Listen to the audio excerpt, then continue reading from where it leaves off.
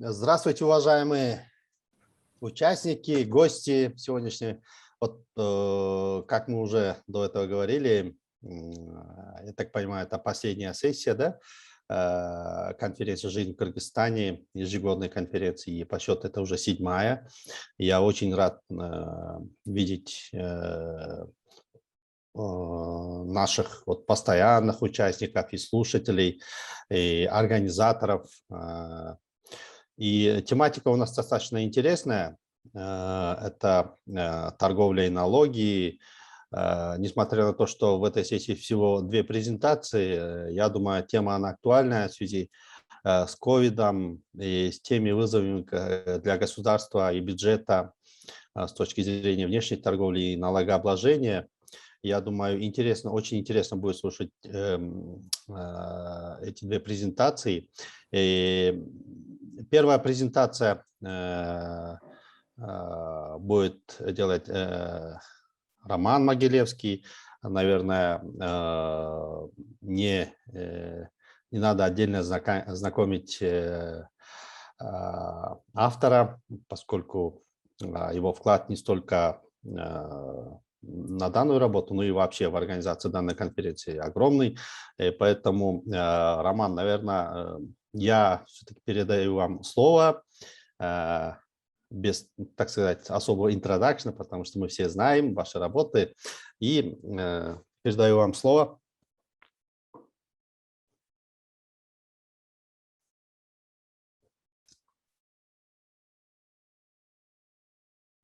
И сразу скажу по времени.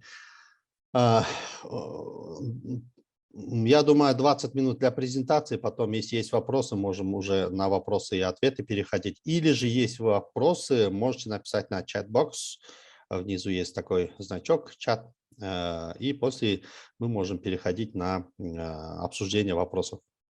Большое спасибо, Камал. Я думаю, моя презентация меньше времени займет, но презентация сделана на английском, но сам я буду говорить по-русски, чтобы всем было проще. Значит, вопрос состоит в том, что является ли Евразийский экономический союз таможенным союзом. До некоторой степени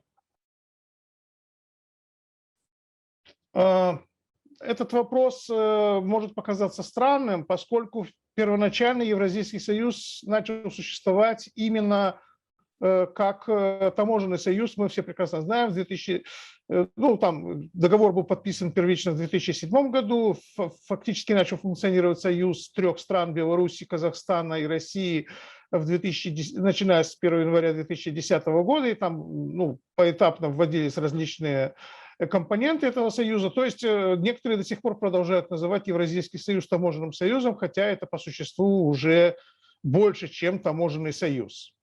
Важно, что те страны, которые создавали союз, они находятся более или менее на одном уровне развития,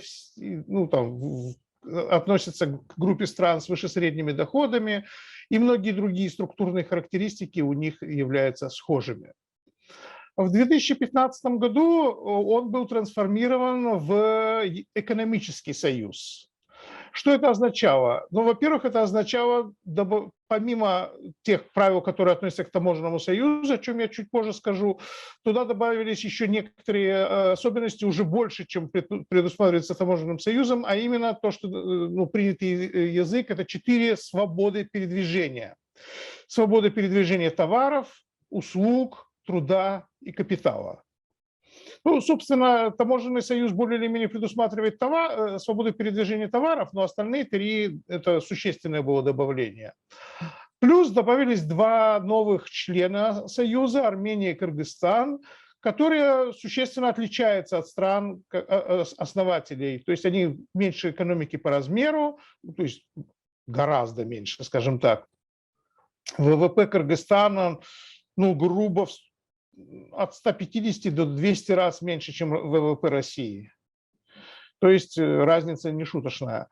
И они также имеют ниже уровень ВВП на душу населения и прочие показатели, характеризующие уровень экономического развития, относятся к числу стран с ниже средним уровнем развития. Армения, может быть, в этом году перешла в выше среднюю категорию, но все равно она заметно беднее, чем остальные 3 страны.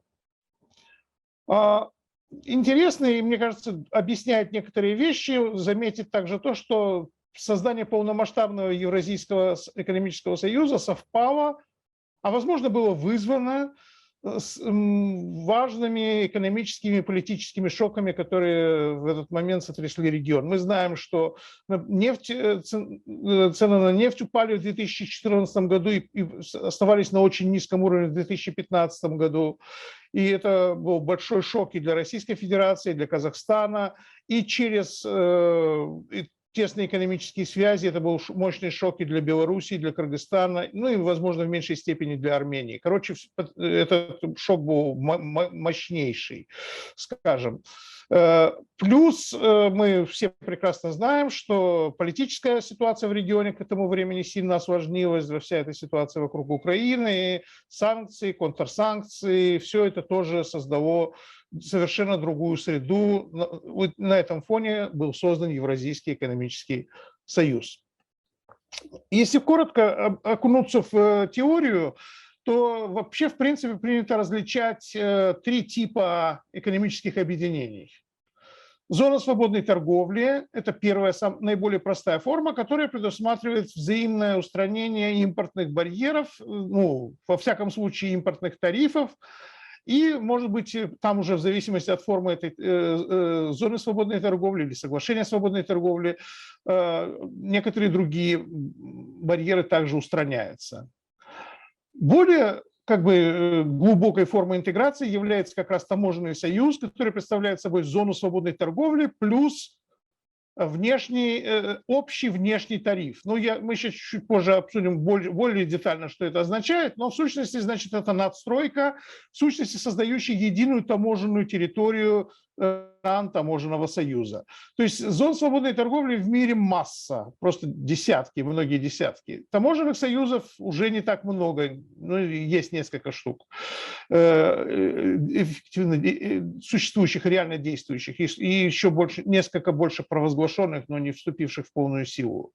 И, наконец, есть следующая форма интеграции, высшая на сегодняшний момент, это экономический союз, который как составной компонент в себя включает таможенный союз и плюс значительную глубокую либерализацию остальных экономических потоков между странами-членами. Вот как раз то, что упоминалось раньше: услуги,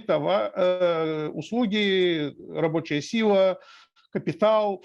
Дальше идут гармонизация стандартов очень часто, технического регулирования. Мы знаем, что один из экономических союзов, наиболее продвинутый Европейский союз, он пошел на создание общей валюты.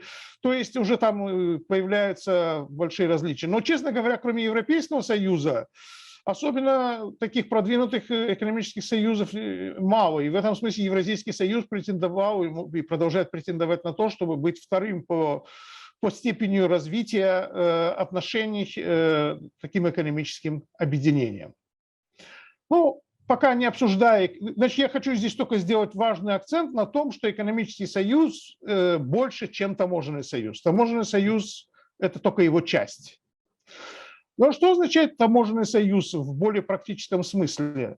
Значит, он, во-первых, предусматривает общую таможенную территорию и отсутствие внутренних таможенных границ. Это критически важное условие, как кажется, когда мы можем говорить о таможенном союзе. То есть происходят обычные таможенные процедуры на внешних границах союза, и после того, как они все совершены, так называемая таможенная очистка завершена, вопросы с налогами, с техническим регулированием, с сертификатами происхождения, с массой других вещей, которые проверяются при пересечении таможенной границы, после этого уже товары попадают для свободной циркуляции внутри всей территории таможенного союза, и дальше уже их не должны по этим поводам останавливать.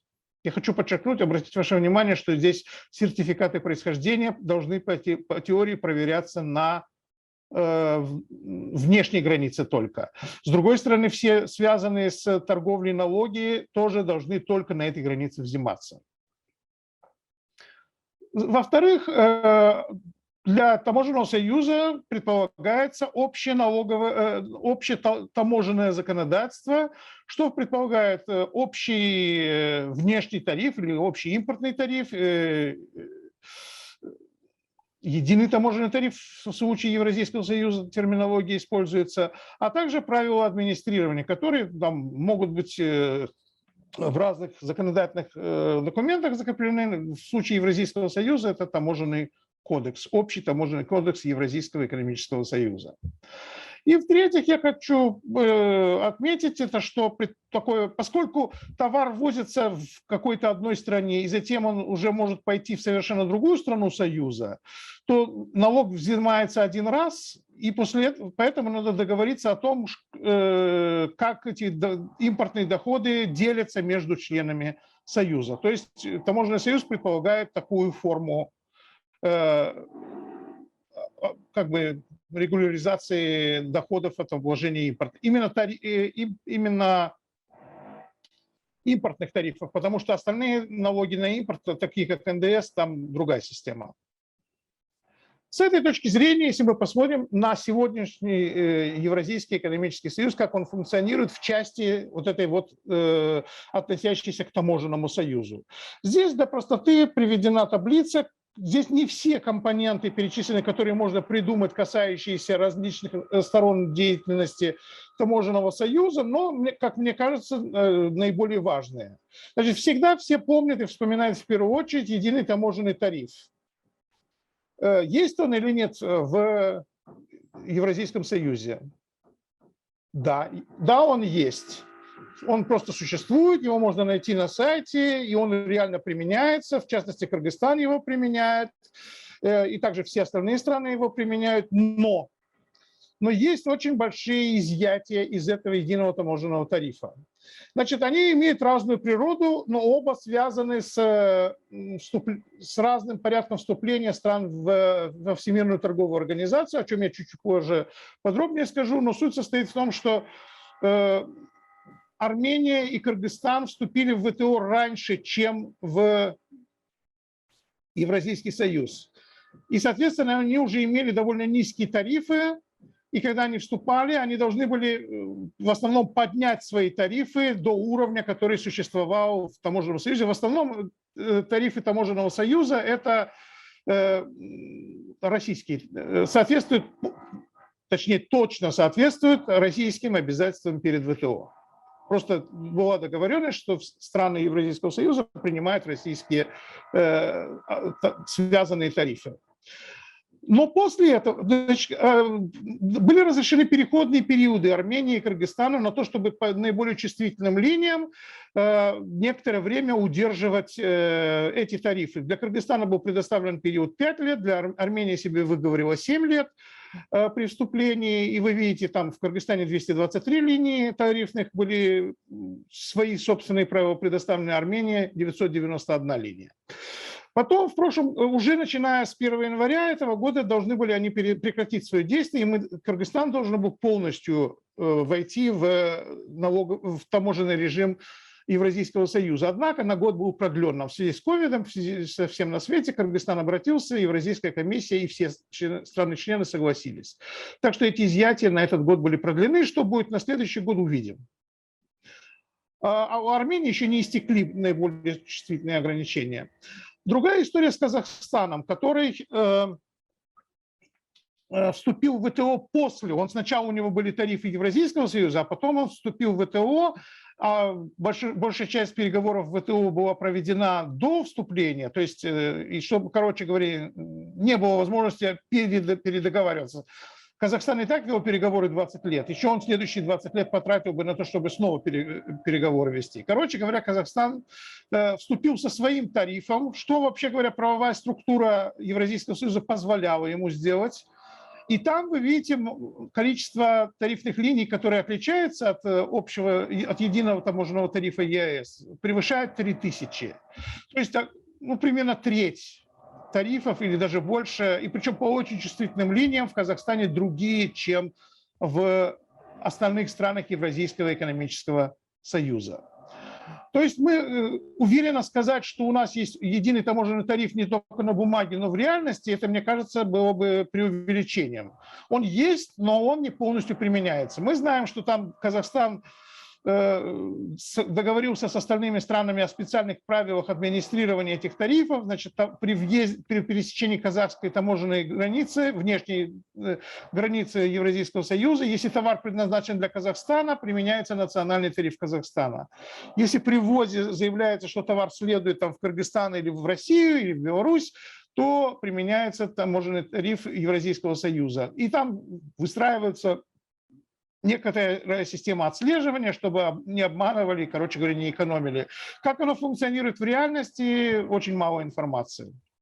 Но, во всяком случае, на бумаге эта система как бы есть. Во всяком случае, это точно не классические правила таможенного союза, как они в учебниках могут быть найдены. Это сильное отклонение от него. Поэтому я здесь, вы видите, плюс-минус поставил статус.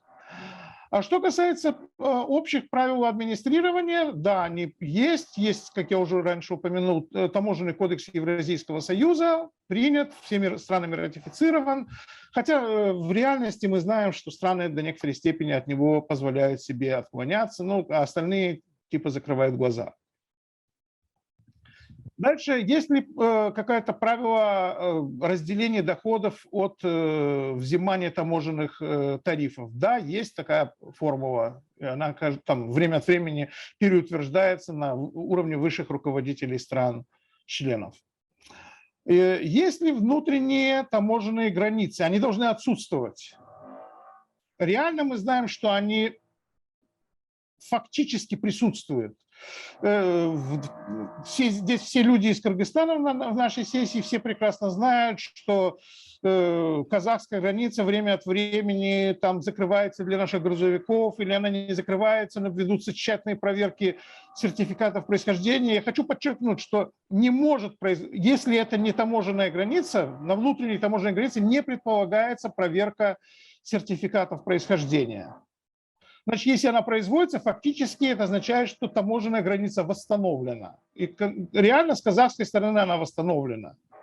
С другой стороны, она восстановлена и с киргизской стороны тоже, чуть позже и по другим причинам. Дело в том, что у нас, как только мы сняли таможенную границу, резко ухудшилось налогообложение импорта из России и Казахстана, ну и также Белоруссии.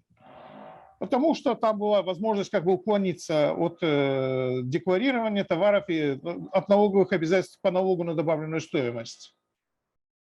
Поэтому реально Кыргызстан создал не на самой границе, но не вдалеке от нее такие временные налоговые пункты, где все входящие товары все равно сплошным образом регистрируются и должны как бы с тем, чтобы предотвратить уклонение от уплаты налога на добавленную стоимость. Это все, я хочу подчеркнуть, и с казахской стороны, и с кыргызской стороны правительство очень серьезные, веские основания, чтобы это делать. Это не игрушки, это серьезные вопросы, и они по-своему правы. Но так или иначе, это не есть таможенный союз.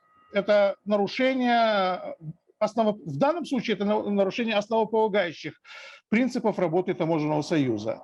Я меньше знаю и не думаю, что здесь релевантно обсуждать ситуацию на второй внутренней таможенной. Интересным образом 5 стран, но всего 2 таможенные границы внутренних.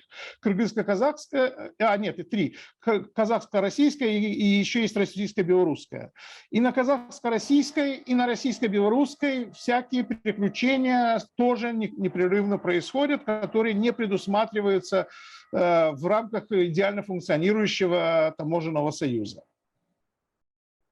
Тоже бесконечные проверки всего на свете, ну, по причинам, о которых я чуть позже скажу, которые, в принципе, известны. Дальше вопрос, среди прочего, в таможенном союзе должно быть взаимное признание мер санитарных и фитосанитарных мер. Это очень важно, потому что, чтобы обеспечить беспрепятствование циркулирования товаров, надо, чтобы мы были уверены, что понимание качества этих товаров и там, их карантинной безопасности было одинаково во всех странах. Это достигнуто в части растительной продукции, и это не достигнуто в части ветеринарной продукции. Казахстан, в общем-то, не признает киргизские ветеринарные сертификаты. Россия признает, но с значительными оговорками. Там можно ввозить только через определенные пункты пересечения границы на казахско-кыргызской границе. на казахско-российской границе, а через Казахстан обязательно животноводческая продукция должна путешествовать в запечатанных вагонах. Это означает, что она должна, по крайней мере, заполнить вагон, да, что для наших не очень больших экспортеров это тоже не очевидное как бы требование. То есть здесь есть тоже значительные изъятия. Наконец, еще одним признаком таможенного союза является, например, заключение соглашения о свободной торговле с третьими странами. В этом смысле Евразийский союз функционирует как таможенный союз, и заключены на настоящий момент, насколько я помню, 4 соглашения с Вьетнамом, Сербией, Сингапуром и с Ираном, но с Ираном ограничено. Тем не менее, в этом смысле Евразийский союз функционирует как таможенный союз. Значит, что мы можем сказать? И почему это все происходит? Почему эти значительные отклонения случаются? Ну, во-первых, очевидно, что Россия – это асимметричный союз. То есть Россия гораздо больше, чем все остальные вместе взятые по территории, по размеру экономики, по размеру населения, по уровню развития. Все у России гораздо больше. Ну, ВВП на душу населения, скажем, не сильно больше, чем в Казахстане. В некоторые годы даже в Казахстане выше, но в остальном Россия несравненно больше. С другой стороны, Армения явный аутлайер, да, она не имеет границ с остальными странами, поэтому все эти темы внутренних, внешних таможенных границ к ней вообще не имеют никакого отношения, и многие проблемы для нее нерелевантные. И более важный аспект этой асимметрии состоит в том, что, о чем я говорил раньше, что у Армении и Киргизии гораздо меньше, гораздо сильно отличающаяся экономическая структура. Значит, что такое экономика России, Беларуси и Казахстана? В большой степени это крупные полугосударственные или государственные корпорации. Что такое экономики Кыргызстана и Армении? Это малые, средние, а иногда и микропредприятия, это большая степень неформальности, гораздо больше, чем в соседних странах. У казахов тоже есть неформальность, у россиян тоже есть, но масштабы иные. Короче говоря, наши страны отличаются от, вот эти две страны, меньше Армении и Кыргызстана, они заметно отличаются от 3 стран-основателей Евразийского союза. Еще одна, и это объясняет, почему по-разному все функционирует. Еще одна возможная причина – это недостаточная координация макроэкономической политики, потому что неизбежно, когда вы снимаете торговые барьеры, вы должны гораздо сильнее координировать макроэкономическую политику, иначе начинается война девальвации, которая ровно произошла в 2015 году, когда Россия резко девальвировала свою валюту, Казахстан не хотел по политическим причинам, выборы предстояли, и в результате российские товары сильно-сильно подешевели, нахлынули на казахский рынок, казахский бизнес был в гневе, или в ярости, лучше сказать. И, короче говоря, это была одна из причин, которая побудила Казахстан ускорить свое вступление в ВТО. И как бы, ну, типа, если вы в одностороннем порядке действуете, то и мы будем действовать в одностороннем порядке. Значит, вот этот асинхронный процесс вступления в ВТО, вы видите здесь годы вступления, он тоже внес свой вклад в этот процесс, у всех свои отношения с ВТО. Я сейчас не хочу касаться, если будут вопросы, я могу на эту тему отнестись, но понятно, что в международной системе у каждой страны свои отношения с остальными членами этой организации. Откровенно говоря, политика сыграла большую роль. Да? Проблемы на границах в большой степени связаны с тем, что Российская Федерация, там вокруг Украины, против нее были введены санкции, она ввела контрсанкции в основном на пищевую продукцию из стран Европы и остальных. Возникла как бы ниша для того, чтобы реэкспортировать эту продукцию через соседние страны в России, на огромный российский рынок, в чем поучаствовала Беларусь знаменитым образом, но наши страны тоже каким-то образом. В ответ Россия ввела сплошной контроль на своих границах с соседями, а это именно внутренние границы Евразийского союза. То есть, опять же, фактически восстановила многие функции, которые выполняют таможенные границы. И чтобы предотвратить этот рекс, вот эта война происходит непрерывно, там они все время что-то ловят. Это для нас это очень большой как бы ущерб наносит, особенно для наших как бы некрупных торговых агентов. И кроме того, чего греха таить, есть административные, как я здесь выразился, irregularities, да, нарушения.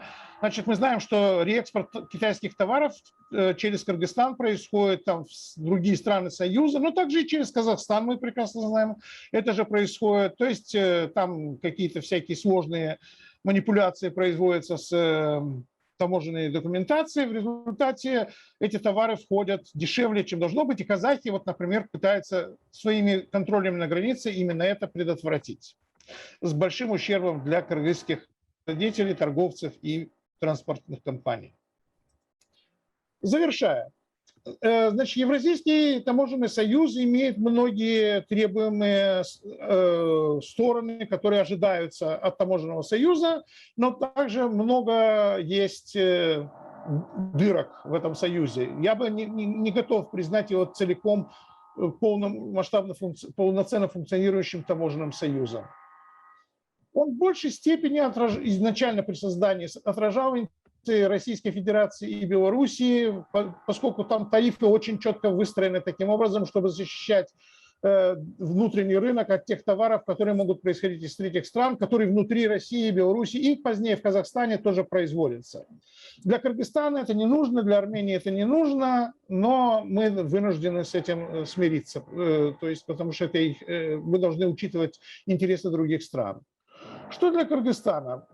Все помнят, что большая дискуссия, когда мы вступали в Евразийский союз, состояла в том, что вот мы станем частью большого пространства, к нам нахлынут прямые иностранные инвестиции, которые будут работать уже не на маленький киргизский рынок, а на огромный рынок Евразийского союза. Мы все прекрасно знаем, что это в никакой степени не произошло, во многом по внутренним причинам, что есть тема другого обсуждения, но также и потому, что люди прекрасно понимают, что нет единой таможенной территории. Де-факто ее не существует, и, соответственно, нет смысла сюда инвестировать, ты все равно будешь на казахской, а потом на российской границе иметь полное удовольствие.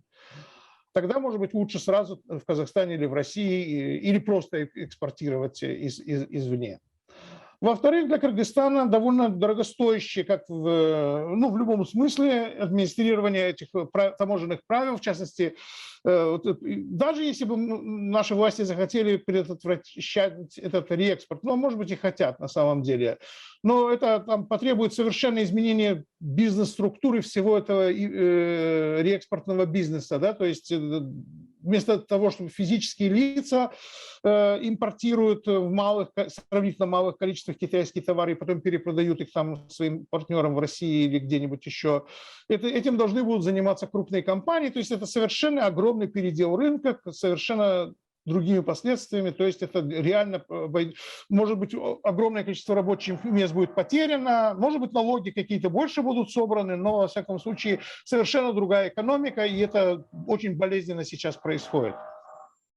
Во-вторых, и в-третьих, точнее, потребности в защите рынка в Кыргызстане совсем другие. Для нас основные, для наших производителей ключевыми конкурентами являются те компании, которые расположены в соседних странах Евразийского союза. Третьи страны не такой большой проблемой являются. Позвольте привести вам просто пример, например, мукомольной промышленности. Да, киргизская мукомольная промышленность сильно страдает от конкуренции с казахской промышленностью, а не с какой другой. То есть в этом смысле устранение границ внутри Евразийского союза скорее для этой отрасли и для некоторых других отраслей скорее было не полезно. Вот. Короче говоря, таможенный союз не очень функционирует, но функционирует все-таки до некоторой степени. Он не очень полезен. Я думаю, что именно в узком смысле торговли узкие аспекты именно таможенного союза, чем они отличаются от зоны свободной торговли, которая из века существовала с момента независимости, это скорее, я думаю, что эти эффекты скорее отрицательные. Но это я бы предложил рассматривать это как цену, которую платит Кыргызстан за то, что он участвует в других компонентах Евразийского союза, которые Кыргызстану полезны, а именно, прежде всего, это либерализованный рынок труда союза. И мы знаем, что киргизские мигранты себя лучше чувствуют в Российской Федерации в особенности, также в Казахстане, чем это было до вступления страны в Евразийский союз. Так что таможенный союз – это часть цены. Спасибо большое. Спасибо, Роман, за очень интересную презентацию. У нас, я думаю, есть еще несколько минут на вопросы-ответы, и, наверное, после этого перейдем на вторую презентацию, да? Если есть вопросы, я смотрю чат-бокс, пока что вопросов-то нет. Ну, если нет вопроса, то… Есть вопрос у кого-то? У Дамира. Дамир. Спасибо большое. Да. Роман, в свете вот обсуждений с Евразийский союз, да, термин СНГ как-то исчез из лексики. Вообще что-то там происходит, на ваш взгляд, и как все это, так скажем, работает с Евразийским экономическим союзом? Я думаю, что СНГ – это такая исчезающая структура, там целый ряд стран вышел, целый ряд стран не поймешь, участвуют или не участвуют, да, то есть это с одной стороны. С другой стороны, продолжает функционировать зона свободной торговли СНГ, которая в сущности сохраняет свое значение только для торговли некоторых стран. Ну, для Кыргызстана, например, это правовая рамка торговых отношений с Таджикистаном, с Узбекистаном, с Молдовой. Я боюсь, что все, на самом деле. Все остальные или вошли в ЕАЭС, или вообще не являются участниками. Украиной. С Украиной. Ну, Украина, у нас торговля с Украиной регулируется этим соглашением о свободной торговле, но транзит должен осуществляться через Российскую Федерацию, а Российская Федерация не признает Украину членом этой зоны свободной торговли. Короче говоря, если говорить про Кыргызстан, я думаю, что это для большинства стран то же самое имеет отношение. Это уже мало, сравнительно не очень важное с экономической точки зрения объединение. Еще один вопрос, Роман, вот с чата Салима задает вопрос. Спасибо большое, Роман, за подробный разбор Евразес. ЕС, да? В предыдущей сессии было упомянуто о том, что Кыргызстан превратился из аграрно-индустриальной страны в аграрно-сырьевую. Скажите, возможен ли обратный переход для страны в рамках Евразес? Если да, то что необходимо предпринять нам для этого? Спасибо. Ну, я бы сказал, что Кыргызстан превратился из аграрно-индустриальной в аграрно экономика основана на сельском хозяйстве и услугах. И все меньше сельского хозяйства и все больше услуг на самом деле. Потому что сельское хозяйство тоже исчезает. Ну, не исчезающий сектор, но его роль в ВВП драматически сократилась за последние, скажем, 10 лет. Вот. Обратный переход всегда возможен. Я не знаю, я не уверен, что развитие промышленности в таких формах, какая она была в советское время, или в таких формах, как это там происходит в других странах, в принципе для Кыргызстана есть ниша такого типа. То есть вот какая-то там трудоемкая, дешевая продукция. Ну, и так мы в производстве одежды какую-то такую нишу заняли. И, наверное, другие ниши тоже возможно занять. Как национальную стратегию я бы немного поостерегся бы сказать, что вот мы должны возрождать промышленность. Мы должны предоставить простор для развития промышленности там, где частный сектор окажется способен развивать эту промышленность. Для этого есть огромные инфраструктурные требования, которые по-любому надо решать. Энергообеспечение, транспорт и тому подобные вещи. То, чем государство должно заниматься, это будет полезно для развития промышленности, или, может быть, услуг, или, может быть, чего угодно, сельского хозяйства тоже. То есть я бы не ставил вообще… Этот обратный переход до некоторой степени возможен, но я не думаю, что можно войти в ту же самую воду, честно говоря.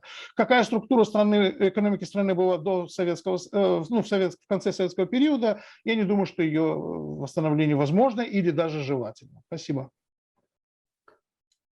Спасибо, Роман. Есть еще вопросы?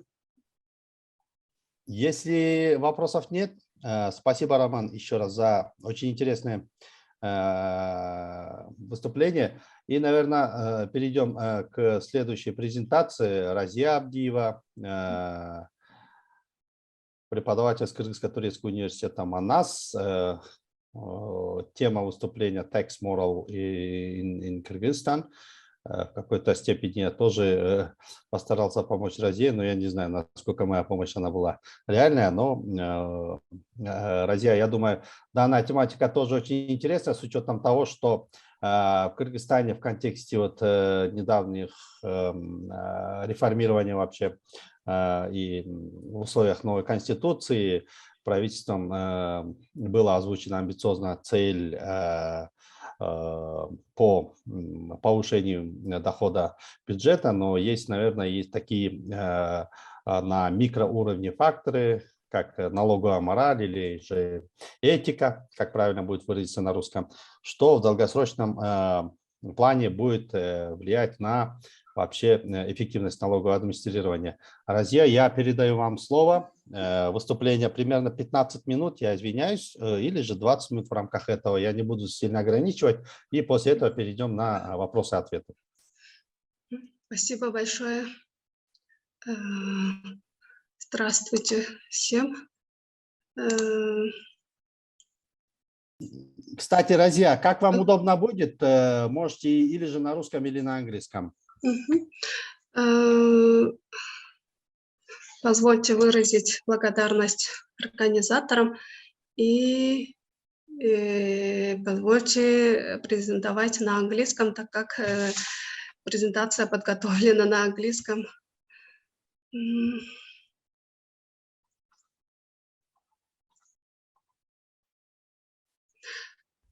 Соавторы этого исследования профессор Тильман Брюк и доктор Дамир Исеналиев, доцент, профессор, доктор Камал Харамшаков. И мы вместе исследовали. И позвольте перейти на английский. Tax compliance is essential for all government because taxes are the main financial resource of every government. In transition countries and developing countries, it's hard to obtain taxes fully or tax compliance. To improve, it's hard because small tax base, because out of small tax base, weak governance, administrative capacity, weak administrative capacity, a large informal sector, low level of per capita income, domestic savings and investment. And since 1970s... Sorry, Разия, презентация не двигается, наверное, на F5 можете нажать?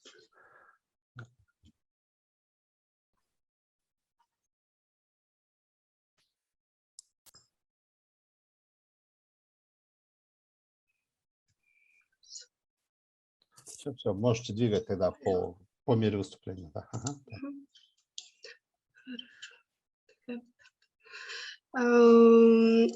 According to economic deterrence model, tax evasion, factors of tax evasion or such economic factors as level of fine, level of probability of detection is affects to the decision of taxpayers to evade tax or not to evade. And according to this theory, fines and probability of detection must be increased. But other empirical findings in 1990s revealed that despite of low level of probability of detection and low level of fines, a significant part of taxpayers don't tend to cheat tax. They don't cheat. And non-pecuniary, non-economic factors affecting tax evasion and tax behavior began to attract an attention of economists since 1990s. And several economists argued that the answer of this puzzle is tax moral.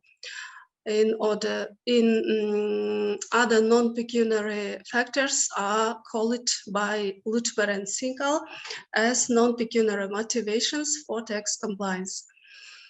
Tax moral is intrinsic motivation. Tax moral is voluntarily implement of tax obligations. Moral obligation, it must be based on moral obligation. It can be based on person's attitudes towards tax compliance or non-tax compliance, non-compliance, and the norms of behavior governing citizens as taxpayers in their relationship with the government. In other words, tax moral is voluntarily implementation of tax obligations. About determinants of tax moral, there are several theories: institutional theory, fiscal exchange theory, and socio-demographic, socio-psychological factors are affecting on this attitude, voluntary tax compliance. According to institutional theory, institutional quality and perception, trust of taxpayers on government, on parliament, on court, and legal system, rule of law, trust in tax authority and tax officials, and trust in president is important and positively correlated with the level of tax moral.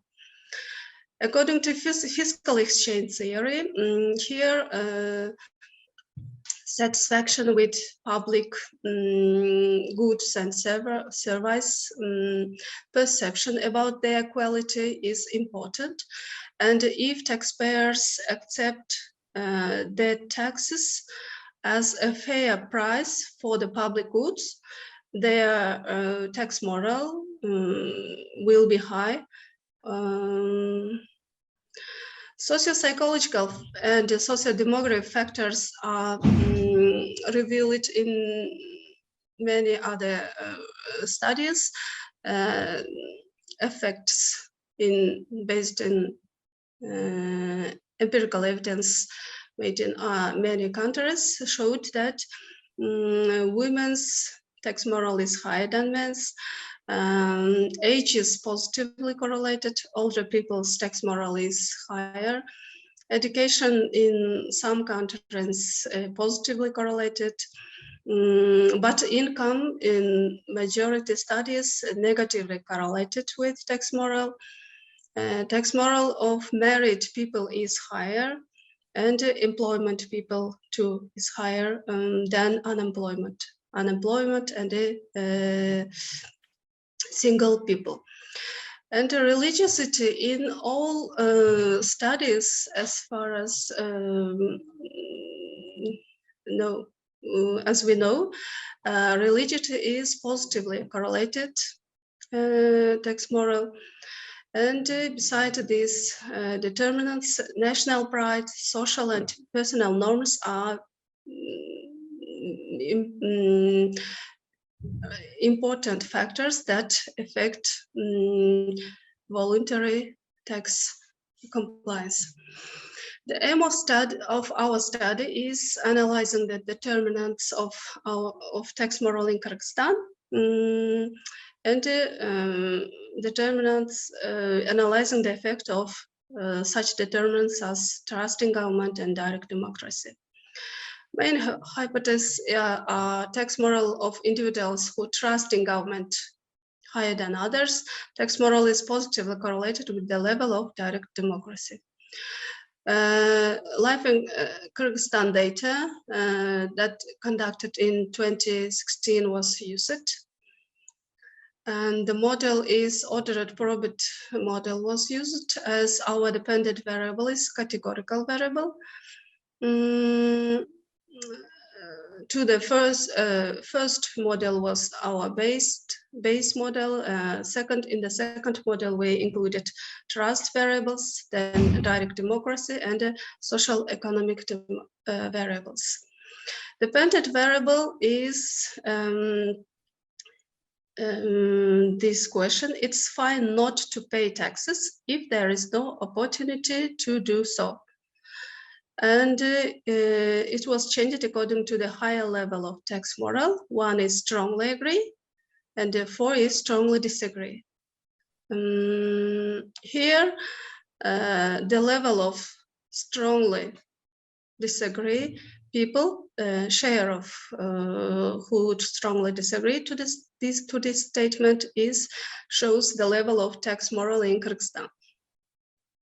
According to this data, the level of tax moral is 26%, 26.2%. Trust variables such as trust in government, president, parliament, and also satisfaction with quality of education, security, effectiveness of court system, police, central government was used. General trust is here trust to other people. According to here, we can see that general trust is high out of 4. Direct democracy variables, interest in politics, interest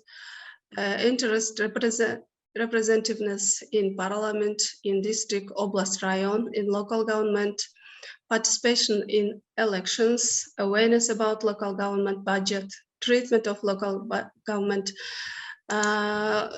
This data gives us a good opportunity to use a lot of variables related to direct democracy.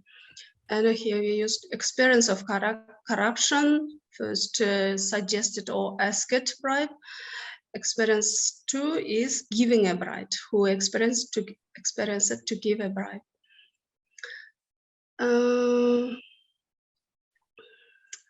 Demographic variables are age, married, female, 42% are female. Here we can 67% are Kyrgyz. Religiously, 70% of respondents count themselves as religious people.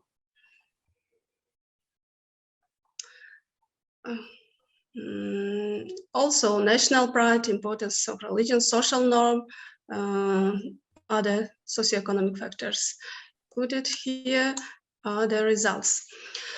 According to in all models, we can see that religiosity is negatively correlated. Effect of religious people's tax moral is lower than statistically significant these results, and lower than others who count themselves not religious.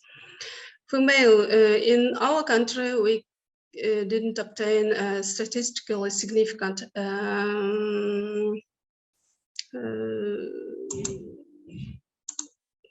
from male significant difference from males. Married people's tax moral is higher in 2 models. And age is in our country too positively correlated, and the level of tax moral whose age is between 50 and 90 is higher than 49 years old people. Here, negative sign or negative effect of religiosity is one of the main feature of post-Soviet countries. We suppose that it is related with the past, because during Soviet USSR was atheistic country, and atheism was actively promoted, and therefore religiosity is not established as such significant institution or has not such positive significant effect as in other countries. out of such past of people. Gender, marital status, set married people's higher. Education,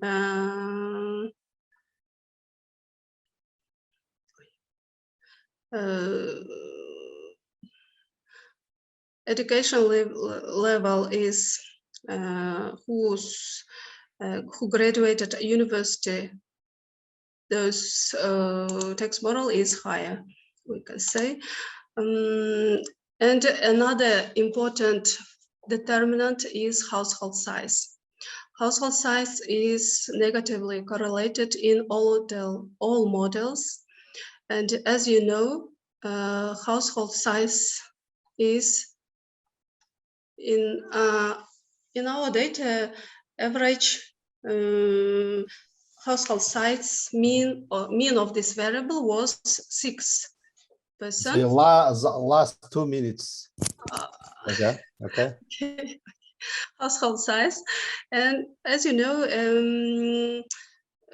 more than half of households with 3 or more children fall into the category of poor in both in urban and rural areas. And this shows that income per capita is negatively correlated and significantly affect tax model. And another determinant is nationality. Tax model of Kyrgyz is lower than other nationality. Employed people's tax model is higher. Self-employment is not significant. Wage employers is higher. Trust variables here.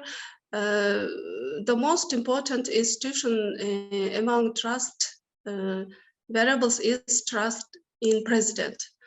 In other variables, not very significant or negative effect we obtain it.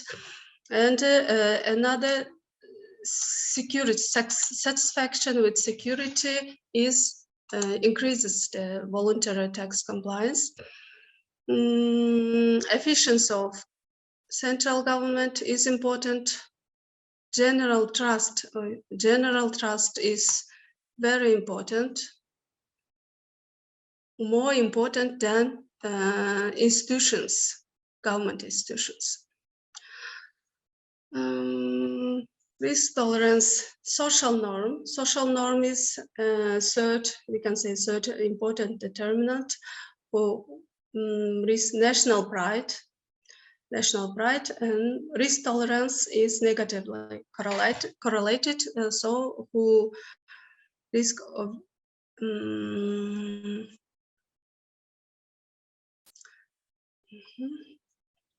And in Kyrgyzstan, tax model of urban people is lower than rural citizens.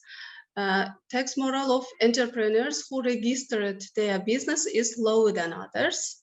And also, tax model of farming and cooperative subjects are lower than other types of business for 6.2% at the significance level 0.01. Then I must go to direct democracy. Here,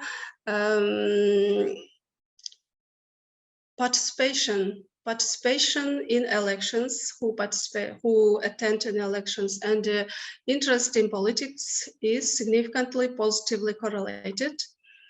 Local budget awareness, as paradoxal, is negatively impacted tax model.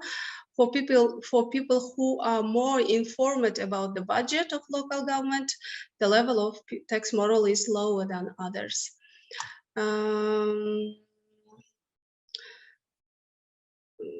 Respondents who or household member tried to influence the budget process, those tax model too was lower than others. Corruption experiences negatively affect tax model level of tax model. Both suggested or asked to give him a bribe, and who experienced to give a bribe, the tax model was lower or degraded, we can say.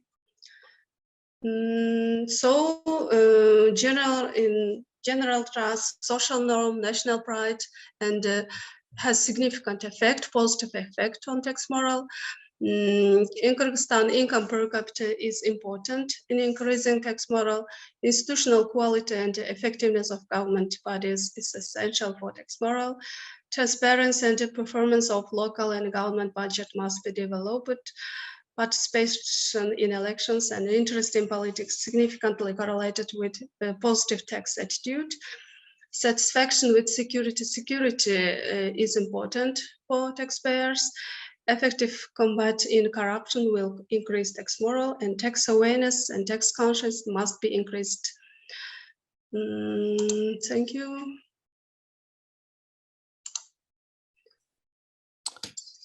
Thank you very much, Razia, for the very interesting presentation. So now we have a time for the Q&A. If you have any questions,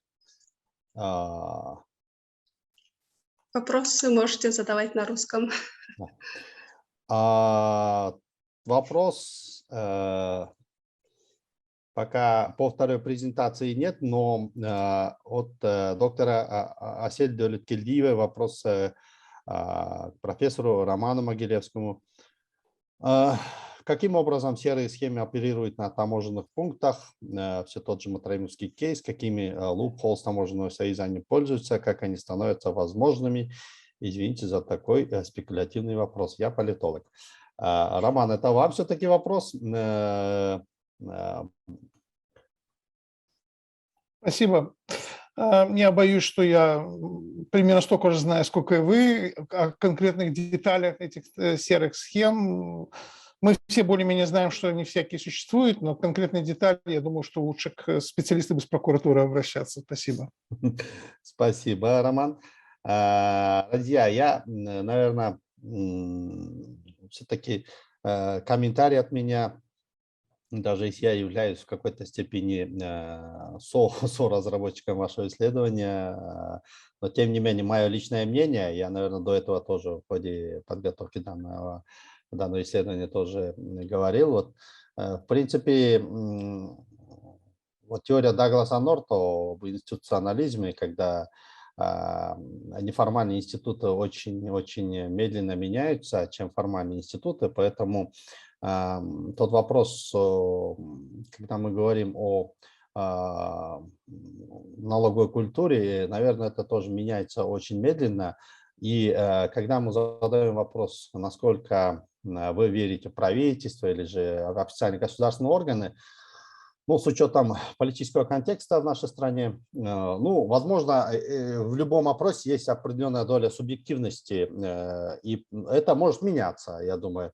И поэтому trust in formal institutions и другие аспекты, возможно, они меняются, но тем не менее, насколько это будет отражать все целое налоговую культуру, я не знаю. Но, может быть, еще можно было бы посмотреть от уровня, наверное, да, от уровня дохода и взять этот же Life in Kyrgyzstan с точки зрения там за несколько лет, если даже вопросов нет, по другим аспектам, по объективным меркам, насколько они налоги оплачивают,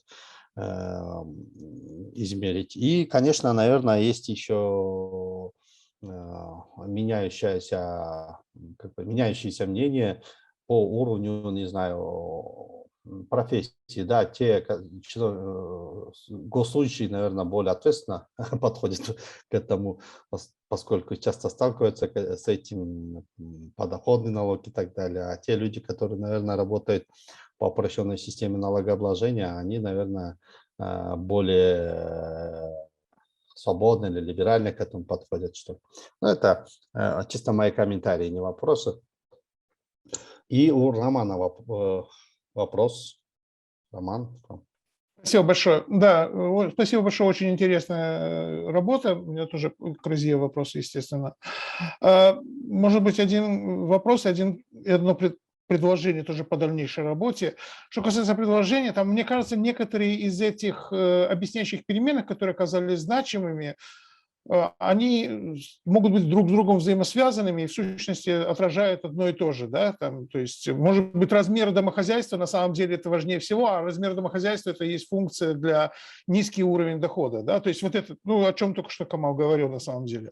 Но в техническом смысле, может быть, interaction terms, если вы вставите, часть из этих вопросов, вы сможете на них точно ответить, так это или не так. Да? Это было бы очень интересно посмотреть между религиозностью и размером семьи, между религиозностью и этнисити и тому подобные вещи. Может быть, это не религиозность, или, может быть, это не этнисити, а что-то другое на самом деле. А скорее такой как бы вопрос, ну, мы на самом деле здесь оцениваем самооценку, да, налоговой морали. Это тоже интересный вопрос, потому что мало ли люди про себя говорят, да, я хочу платить налоги, я считаю, что я должен платить налоги. Вопрос стоит, ты сам-то платишь налоги? Потому что меня насторожили немножко статистика по объясняющей переменной участия в коррупции, да, и там типа 3-4% призналось, что в какой-то форме они участвовали в коррупции. Ну, берут взятки, может быть, такой процент вполне я могу поверить, а что дают взятки всего там 3 или 4% с трудом, честно говоря.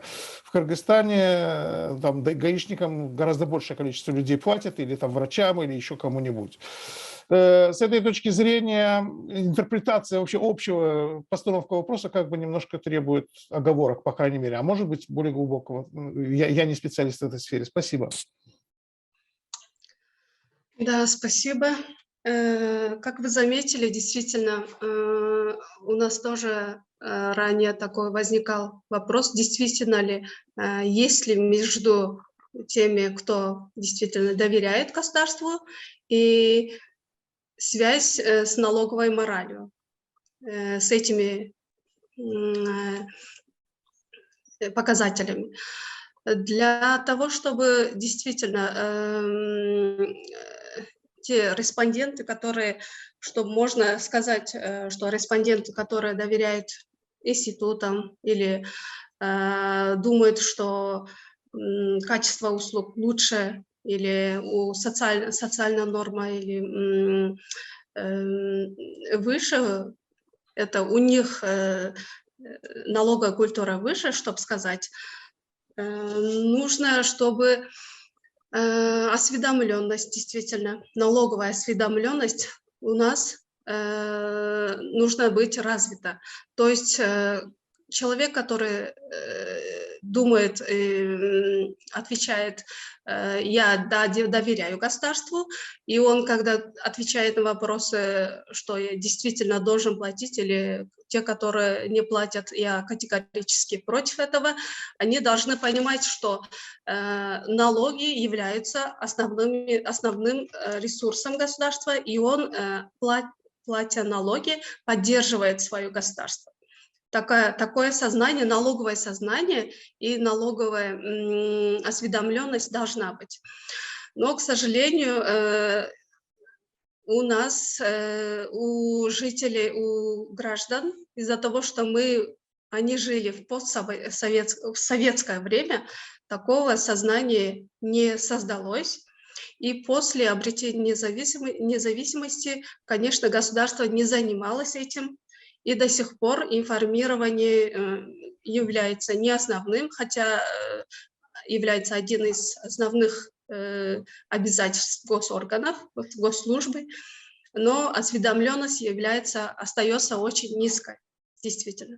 Вы правы, например, человек, когда отвечает, он может сказать, что да, все должны платить налоги, а в реальности, когда это